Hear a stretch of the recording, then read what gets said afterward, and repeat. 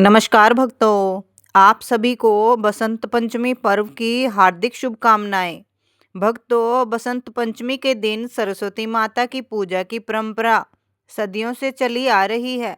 माना जाता है कि सृष्टि के निर्माण के समय देवी सरस्वती बसंत पंचमी के दिन प्रकट हुई थी। इसलिए इस दिन को माँ सरस्वती के जन्म दिवस के रूप में मनाया जाता है। इस दिन सरस्वती माता की पूजा अर्चना भी की जाती है। बसंत पंचमी पर सरस्वती पूजा करने के लिए सबसे पहले सरस्वती माता की प्रतिमा या तस्वीर को सामने रखें और उनके सामने घी का दीपक जलाएं। फिर कलश स्थापित करके गणेश जी का पूजन करें और साथ ही नवग्रहों की विधिवत पूजा करें। पूजा के बाद माँ सरस्वती की प्रार्थना बोले और उन्हें पीले रंग के चावल या बूंदी का भोग अर्पित करें। भक्तों, ज्ञान के बिना कुछ भी संभव नहीं है। इसलिए इस दिन पढ़ाई करने वाले बच्चे और व्यापार करने वाले व्यापारी भी व्रत रखते हैं और सरस्वती माता की पूजा करते हैं। सृष्टि के निर्माण के समय सबसे पहले देवी लक्ष्मी प्रकट हुई थी। उन्होंने भगवान शिव, श्री विष्णु और ब्रह्मा जी का आह्वान किया। जब ये तीन देवता उपस्थित हुए तो देवी महालक्ष्मी ने उनसे अनुरोध किया कि वे अपने अपने गुणों के अनुसार तीन देवियों को प्रकट करें। फिर भगवान शिव ने तमोगुण से महाकाली, भगवान श्री विष्णु ने रजोगुण से देवी लक्ष्मी और ब्रह्मा जी ने सतोगुण से देवी सरस्वती का आह्वान किया। जब ये तीनों देवियां प्रकट हुई तो महालक्ष्मी ने उन्हें सृष्टि के संचालन के लिए उपहार स्वरूप भेंट दी और स्वयं लक्ष्मी के स्वरूप में समा गई। सृष्टि के निर्माण के बाद ब्रह्मा जी ने जब अपनी बनाई हुई सृष्टि को देखा तो वह मृत शरीर जैसी प्रतीत हो रही थी, क्योंकि उसमें न तो ध्वनि थी और न ही वाणी। तब ब्रह्मा जी भगवान विष्णु के पास गए और अपनी उदासीन सृष्टि के बारे में बताया। फिर भगवान विष्णु ने कहा कि देवी सरस्वती आपकी इस समस्या का समाधान कर सकती हैं। आप उनका आह्वान करें। उनकी वीणा के स्वर से सृष्टि में ध्वनि का संचार होगा। तब भगवान विष्णु के कहे अनुसार ब्रह्मा जी ने देवी सरस्वती का आह्वान किया। जब देवी सरस्वती प्रकट हुई तो ब्रह्मा जी ने उन्हें अपनी वीणा से सृष्टि में स्वर भरने का अनुरोध किया। जैसे ही देवी सरस्वती ने वीणा के तारों को छुआ, उसमें से पहला सुर फूट पड़ा और यह ध्वनि ब्रह्मा जी के मुख से सृष्टि में फैल गई। हवाओं, सागर, पशु पक्षियों और अन्य जीवों को वाणी मिल गई। नदियों से कलकल की ध्वनि सुनाई देने लगी। इस पर ब्रह्मा जी खुश हुए और उन्होंने देवी सरस्वती को वीणा की देवी और बागेश्वरी का नाम दिया। माँ सरस्वती को वीणा धारिणी भी कहा जाता है। वे माँ लक्ष्मी और माँ गंगा तीनों भगवान श्री हरि विष्णु की पतिव्रता थी और वे हमेशा भगवान विष्णु का विशेष प्रेम प्राप्त करने के लिए उनकी सेवा करती रहती थी। हालांकि सरस्वती को हमेशा यह लगता था कि भगवान श्री हरि विष्णु गंगा से अधिक प्रेम करते हैं। एक दिन सरस्वती ने भगवान विष्णु को कई बातें सुनाई और गंगा पर ही ताने कसे। तब लक्ष्मी ने उन्हें रोकने की कोशिश की, लेकिन सरस्वती अपने क्रोध में गंगा को अपमानित करने लगी। भगवान श्री विष्णु ने यह सब देखा और उदास मन से वैकुंठ से बाहर चले गए।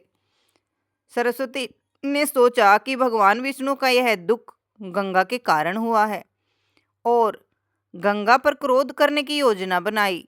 यह सब देखकर लक्ष्मी जी को बहुत दुख हुआ। फिर वह उन दोनों के बीच में आ गई तो लक्ष्मी ने बीच में आकर दोनों को समझा बुझाकर शांत करने की कोशिश की, जिससे देवी गंगा तो शांत हो गई, परंतु सरस्वती का क्रोध कम होने का नाम नहीं ले रहा था। वह गुस्से में बोली, तुम तो गंगा की सहायिका हो, इसलिए उसी का साथ दे रही हो और मेरा अपमान कर रही हो।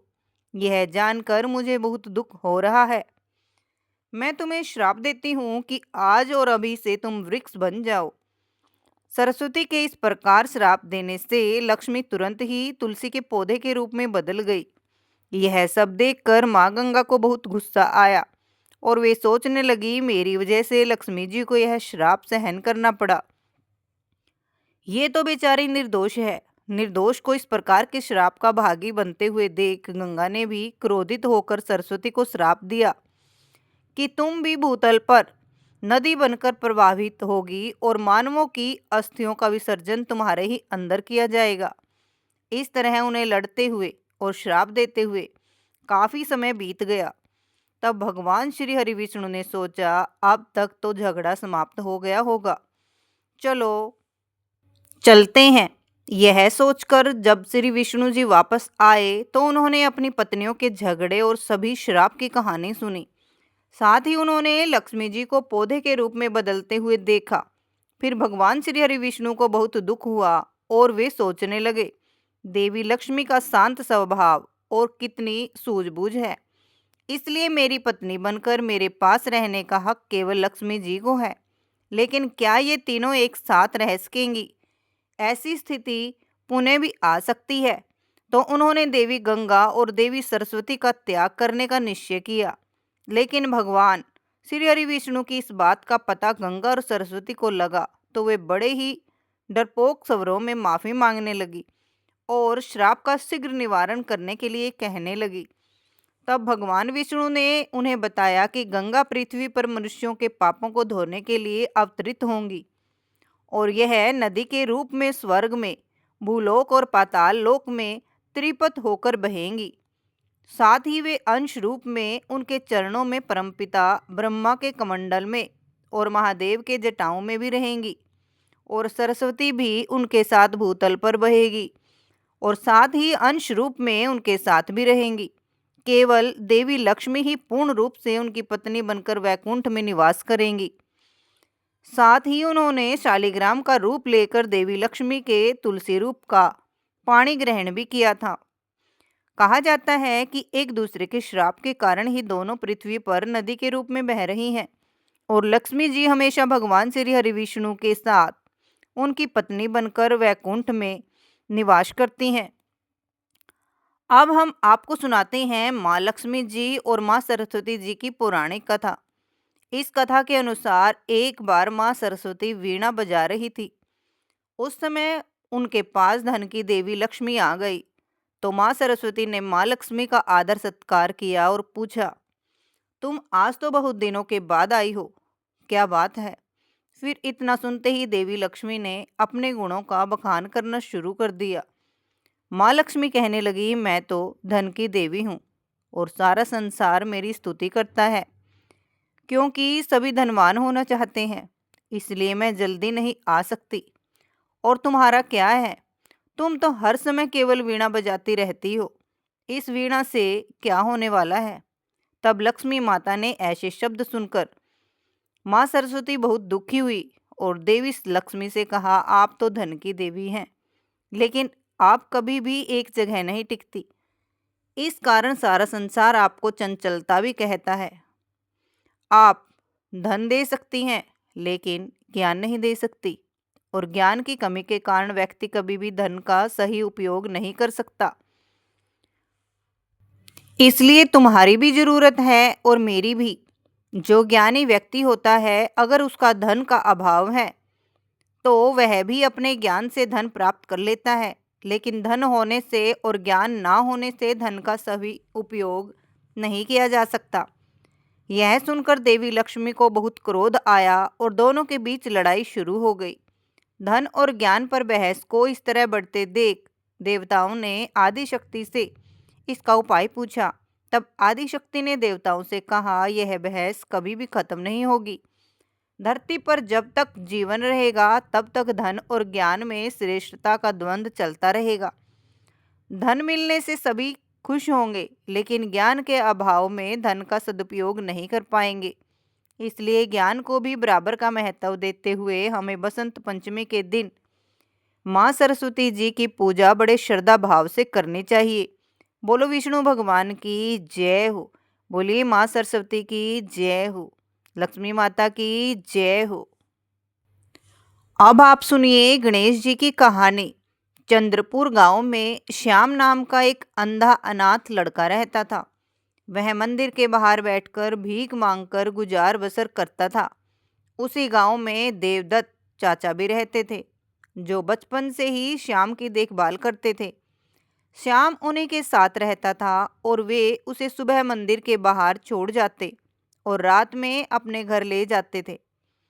फिर एक दिन श्याम ने देवदत्त चाचा से कहा, चाचा, आप मेरा बोझ कब तक उठाते रहेंगे? आप बचपन से ही मेरी देखभाल कर रहे हैं। अब मैं आप पर और बोझ नहीं बनना चाहता। आपकी भी बहुत सारी जिम्मेदारियां होंगी, इसलिए आप मुझे मेरे हाल पर छोड़ दीजिए। तब देवदत्त चाचा ने कहा, बेटा, मैं तुझे अपना बेटा मानता हूँ। तू मुझे छोड़कर जाने की बात कह रहा है। अगर तेरी जगह मेरा सगा बेटा होता तो क्या मुझे छोड़कर जाता? यह सुनकर श्याम रोने लगा। देवदत्त चाचा ने उसे समझाते हुए कहा, तू गणेश जी के मंदिर के बाहर वर्षों से भीख मांग रहा है। समझ ले, तू उनकी शरण में है। उनकी पूजा किया कर, वही तेरी रक्षा करेंगे। तब श्याम ने कहा, चाचा, हम भिखारियों को मंदिर में जाने की इजाज़त नहीं है। मैं तो मन ही मन गणेश जी को याद कर लेता हूँ।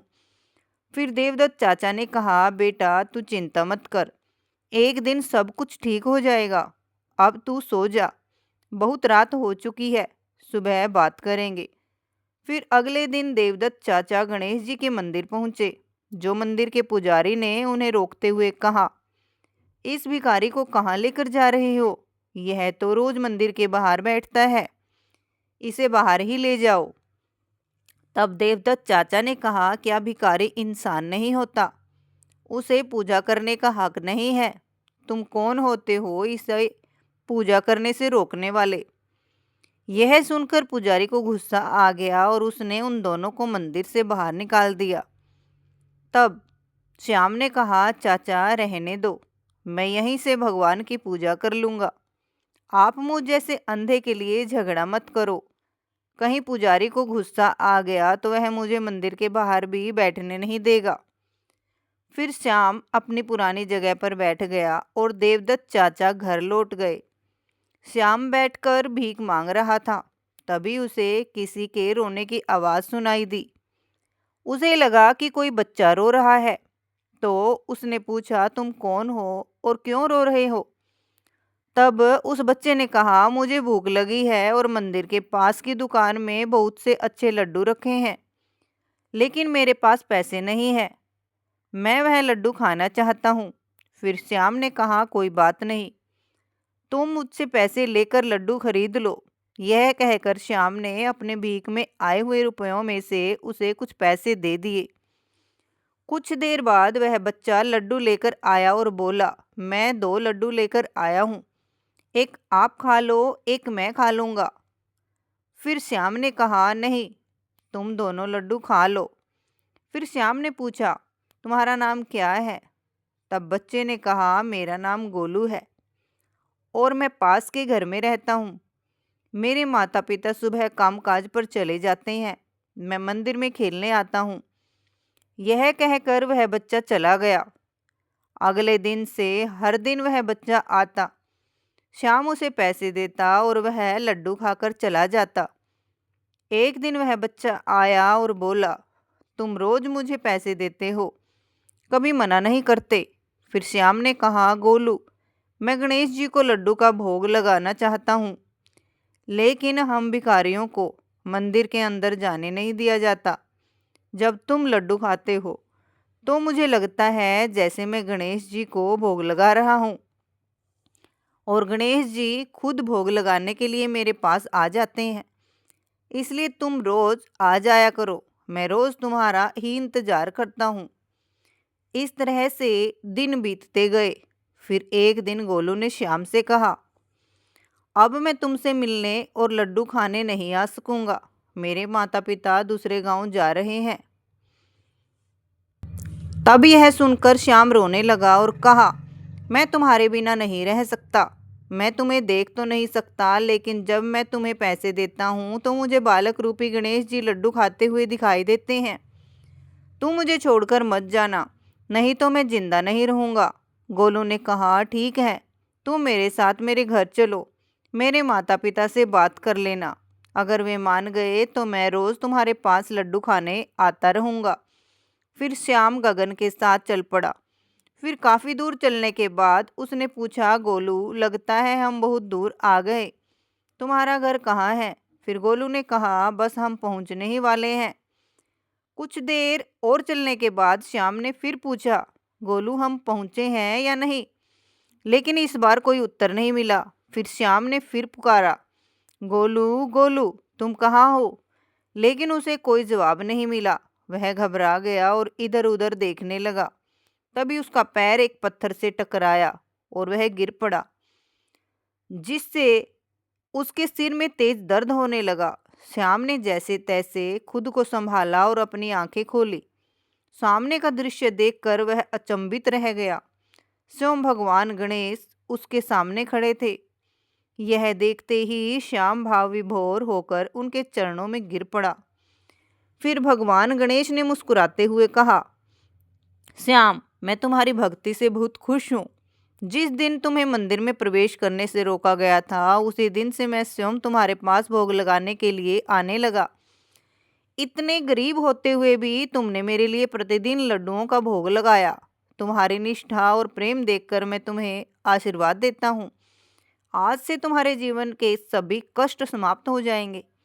तुम्हारा घर धन धान्य से भर जाएगा और अब कोई तुम्हें मेरे दर्शन करने से नहीं रोकेगा। इतना कहकर भगवान गणेश अंतर्ध्यान हो गए। तभी श्याम को महसूस हुआ कि उसकी आंखों की रोशनी लौट आई, जिसे खुशी से उछलते हुए वह अपने घर की ओर भागा। जो घर पहुंचते ही उसने देखा कि एक कोने में सोने चांदी और सिक्कों का ढेर लगा हुआ था। फिर उसने तुरंत अपने चाचा देवदत्त को आवाज दी और सारी बात बताई। जब देवदत्त चाचा को पता चला कि श्याम की आंखों की रोशनी वापस आ गई है, तो उनकी आंखों में खुशी के आंसू आ गए और उन्होंने श्याम को गले से लगा लिया। अगले दिन श्याम ने नए कपड़े पहने और अपने देवदत्त चाचा के साथ गणेश मंदिर की ओर चल पड़ा, जिससे अब उसे मंदिर में जाने से कोई नहीं रोक सकता था। भक्तों, भगवान गणेश ने अपने सच्चे भक्त के सारे विघ्न दूर कर दिए। प्रेम से बोलिए गणपति बप्पा मोरिया। अब सुनिए नवग्रह की कथा। किसी गांव में दो भाई बहन रहते थे। एक बार भाई अपनी बहन से मिलने के लिए जा रहा था, तो रास्ते में एक सांप बैठा था जो भाई को डसने को तैयार था।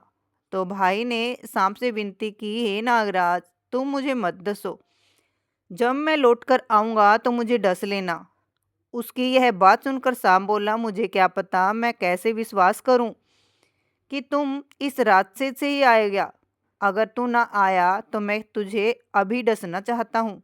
तो भाई ने कहा, ठीक है, अगर तुम मुझ पर विश्वास नहीं करते तो मेरे साथ चलो, जो मेरे थैले में बैठ जाओ।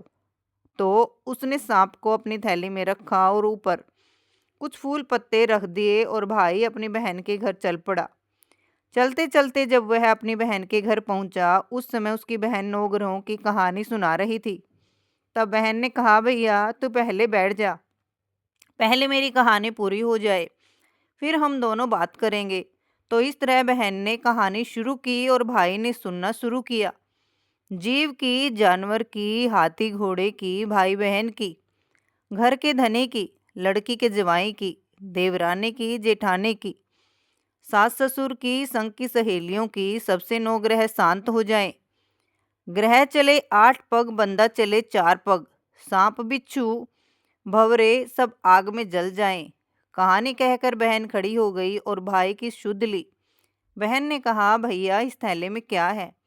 तो भाई बोला, कुछ नहीं बहन, बस तुम देखो। लेकिन बहन ने जबरदस्ती थैला छीन लिया और खोलकर देखा, तो उसमें बेल पत्ते, फूल, केले, संतरे, फल, मिठाई आदि बन गए और जो सांप रखा था वह हार बन गया। केले और संतरे उसने अपने बच्चों को दे दिए और हार खुद पहन लिया। हार पहनकर जब वह घर से बाहर आई, तो भाई ने पूछा, बहन तू तो बहुत गरीब थी, फिर यह महंगा हार कहाँ से पहन कर आई? तो वह बोली, हाँ भैया मैं तो गरीब थी और गरीब ही हूँ। यह हार तो तुम ही अपने थैले में रख कर लाए थे, वही हार मैंने पहना है। तुम ही लाए और तुम ही पूछ रहे हो। भाई को यह सुनकर बड़ा आश्चर्य हुआ। उसने कहा कि थैले में तो मैं अपनी मौत का सामान लाया था, यह हार तो मैं तेरे लिए नहीं लाया था। फिर उसने कहा कि मेरे थैले में तो सांप था, तेरी कहानी कहने से यह सांप हार में बदल गया। भाई बोला, यह तेरे भाग्य से आया है, इसलिए तुम्हें इसे रखना लेना चाहिए। तो बहन ने कहा, भाई तेरे नौ ग्रह की दशा चल रही है, तुम घर जाकर भाभी से कहना कि वह नौ ग्रह की कहानी कहेगी। तब भाई घर पहुंचा और अपनी पत्नी से कहा, मेरी नौ ग्रह की दशा चल रही है, इसलिए हम नौ ग्रह की कहानी कहेंगे। फिर भाई ने पत्नी से कहा, तू कहे मैं सुनूंगा और मैं कहूँ तू सुनना। चावल चीनी के दाने लाकर लोटे में पानी लिया। उसकी पत्नी एक लोटे में चावल और चीनी के दाने डालकर ले आई। फिर उसने कहानी सुनाई, जीव की, जानवरों की, हाथी, घोड़े, कुत्ते, बिल्ली की, देवरानी जेठानी की, सास ससुर, घर के धनी की, बहन के भाई की, सबके नौ ग्रह शांत हो जाएं।